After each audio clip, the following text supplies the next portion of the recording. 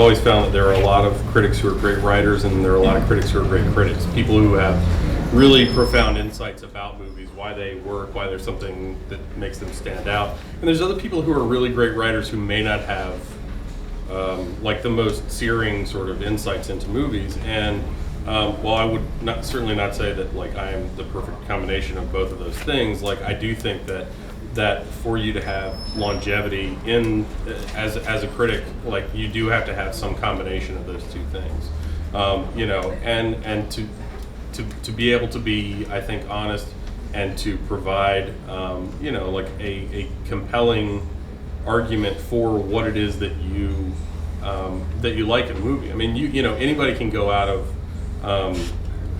like some movie where it has been discussed 100 times and go, I think that this was a great metaphor for the war in Iraq or whatever it is. And it's like, yeah, that's the same thing that was printed in 50 reviews. But if somebody says, I think this is, then they can provide like a sort of more concrete argument about the sort of cinematic merits, the thematic merits, the acting or storytelling. I think that's what distinguishes people and makes them, and sort of legitimizes them as film writers or film critics. I know when I'm writing about a movie and trying to decide, because I'm 22. I just graduated. I've made one 12-minute movie. As I'm reminded constantly by our internet commenters, who am I? What the hell possibly qualifies me to write about a movie? And so when I consider that, it's a case-by-case thing. And when I try and write about a movie, it's partly engaging the film on the level it wants to be engaged. So a film like The Black Swan, for those that saw it, I'm going to engage that the closest to, just breaking apart literature or prose or any other kind of art form, break it down with the subtext, the text, everything, and try and articulate what it is that's so moving, because I think the best movies are emotionally moving or intellectually moving. So to articulate what it is how it's affecting you, not just that this was really pretty or this actor was yelled a lot, was really convincing, or it's what's going on inside your head or your heart that makes the experience valuable. Cheney mentioned Ebert before. Roger Ebert is not a man I'd ever really read to get an opinion on what I'm going to watch this weekend. But if I want to know why a good movie is good, I will always read what Roger Ebert has to say, because he's so excellent at articulating what makes an excellent film excellent. I think that's what I end up. You bring up a really good point. These guys, one of the things that makes them qualified to write is that they can write. They actually can form a cohesive structure, ideas, thoughts. When you read their work, it unfolds, and complex ideas you're able to understand complex ideas with some degree of simplicity. And also, one more plug in, they also know cinema history. This is true. So it's not just a movie, history starts the day the movie's made. Like you see it and you see, oh, I see this movie and I see this tradition and I see, and so contextualizing it, I think. yeah, absolutely. It's across the gamut too. I mentioned to Todd and Jen that we have a Hong Kong campus that opened up, and they just started all these Hong Kong movies and like Shaw Brothers films. I'm like, how do you retain that information?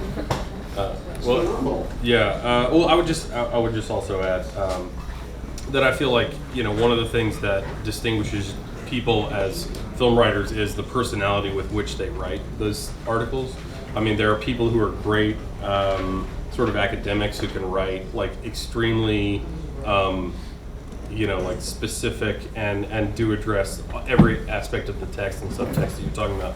Roger Ebert, one of the reasons that I read him is because his reviews consistently, particularly now, are about sort of like the human experience that he shares or the emotional experience that he shares with those characters, and he feels like he sort of sort of gets some sort of emotional gratification, catharsis, sort of whatever it's examining. But also a thing that you said was, sort of looking at a film the way that it wants to be looked at. I think that's something that is actually really important, which is, and a colleague of mine said this, it's like I take every movie as seriously as it demands to be taken. And, the immediate example I can think of is something like Salt, which you know, a lot of our colleagues really liked, and they thought it was like this big fun movie, and I was like, this movie really is taking itself very, very seriously. And you know, when I was watching it, and so I reacted according to my sense that the movie really thought that it was like some sort of like really serious political thriller as opposed to just a crappy Angelina Jolie movie. And you know, and I think that that's a sort of key element of it, because you know, most people who watch movies, and there's nothing wrong with this, you know, they just want to be entertained. And you know, there are some movies that are just purely entertaining, and there's not anything wrong with that. But there are movies that have more to say than just being, you know, thrilling, hilarious, you know, fun, whatever. And to be able to sort of deconstruct, just to decipher that and deconstruct it, I think is important. This is more of a personal question. Do you find that with all of your film knowledge that you actually enjoy watching a movie less because you're constantly looking at it with a critic's eye? And if so, how do you get over that when you're not writing a review for a film? And when you're sitting down to see a movie and you want to give a good critique on it, but you want to not have that oh, I've seen that 4,000 times. Well, I don't think you can turn it off. yeah, well, I don't. You can't turn it off, but I think that it has to do with just the level of sort of cynicism that you sort of succumb to. I mean, you know, I'm 35, and I never get tired of watching movies. Never. Like, I can watch 5 movies a day, and I just do not. You know, I mean, that said, if I watched like 5 romantic comedies every day, that I might, you know, seriously consider never watching one again. But you know, generally speaking, like once you sort of have that sort of perspective, like where you can't help but filter it, be aware of the conventions of storytelling in a certain genre. I mean, really, you know, if you accept the fact that there aren't very many original ideas left to begin with, then, you know, you can really just focus on the execution of something, and you can look, you know, because there's still good romantic comedies made. There are still good movies in every genre made. You know, you may have to sort through more of them to get to those good ones. But I think that if you sort of retain just the passion for what it is that you liked, either in a genre or in the medium as a whole, then that's the easiest, or that's the best way to sort of retain your passion and enthusiasm for it. Even if you're going like, oh my God, if they, you know, I when I saw Avatar, I said I never want to watch somebody confess that they were secretly undercover, but now they fell in love with the person. I never want to see that movie again. And I was like, you know, and I still like the movie pretty good. I didn't think it was like the greatest movie of all time, but I was like, I still never want to see that in a movie again. But you know, I was able to still appreciate other aspects of that movie. I think I would bounce back at you because a large number of the people in this room are filmmakers or involved in the filmmaking process intimately, which I think you would all agree starts opening up a new set of eyes for you when you watch a film. And so, you know, if you know how a shot may have been achieved, or you have even the curiosity of how, you know, that starts, you know, or patterning how you watch something. I know me and my roommate over here have a real nasty habit of watching things and critiquing focus a lot. You know, that it's the same sort of thing with kind of, I guess, having this pattern of breaking things down. And I always like to say it gives me a higher dynamic range of response to movies. Like, there's less that I enjoy just kind of casually, but the ones that are great, the ones that are really good, I feel like I get to enjoy on a whole another extra set of levels, and I appreciate that experience very much. I have a question, something that is a continuous concern to me, and is regarding your question about subjectivity of you as critics.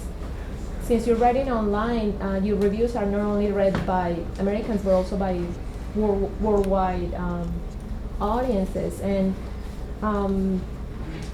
you were saying that a film is emotional, it generates an emotional response, but also every response that we have had to do, as much as you know about cinema and history of cinema, has to do with your emotional response, cultural response, you know, the culture that you grew up in. And I'm not talking just that you're going to see everything as Hollywood or not Hollywood. I'm not. It's more of a personal level. For example, I'll give you an example. A lot of my professors assume that because I come from Latin America, all my films are going to be magic realism and slow, and that's the only thing I like and I can produce. And I said I have studied a lot because I want to use any convention. I want to mix them all, whatever, to convey my films. So how do you prepare? What is your? Have you thought about this? And how do you write to the world? How do you? It's not the same when I saw, for example, what is this movie that won the Oscar? I'm terrible at memorizing. Anyways, when I see movies from other countries, I might have a total different perception than an American student at SCAD or vice versa. So that's just kind of a very broad question. But I sort of think you can only write for yourself because you can't predict what your reader's going to bring to a discussion, and nor should you. You, as a critic, you acknowledge exactly what you said, that everybody has their specific background that they bring to reading a film, and different people will read them differently based on a lot of different factors. So I think you just have to stay true to yourself and know yourself, and then put that into your reading of a film. And for us, writing here, writing based out of Los Angeles as American critics, I don't think that I can write any different way for a foreign market. I don't know if that answers your question, but I guess basically we don't, I don't know. I think Todd agrees with me. Ren probably does. Most writers that I've talked to about this, and we have talked about this, agree that we can't write for our readers. We have to write for ourselves because we know what we like, we know what we notice, we know how we analyze films. And the way each individual person reads a film and brings all of their experiences to a film is very singular. Yeah, that's just one of the things that she said was you have to filter, to have a cinematic context for particularly scrutinizing international films. I think is very important. Or to acknowledge the fact that, we don't necessarily always have the luxury of being able only to watch the movies that we love or we want to watch. So I may have to review a film by a filmmaker who I'm not familiar with, and I may or may not have time to go back and revisit the entirety of their filmography. But I do think that, if you're able to at least acknowledge the context in which you're watching a film when you're writing about it, I think that's sort of where you can retain a sense of authority when you're writing about it. Because if you just pretend like you know about every movie ever made, and then you say nothing has ever been made like this movie that came out 3 weeks ago, you're basically inviting people just to say, well, you're an idiot. But if you say, whether you're speaking in first person or you can just acknowledge that you're watching, this is the first film by this person that I've seen, and then and then discuss your reaction of this makes me want to see their movies more, this does not make me want to see their movies more, or whatever it is. I think that you can still provide an honest critique for a readership, being true to yourself and writing honestly. That is still a value to the reader.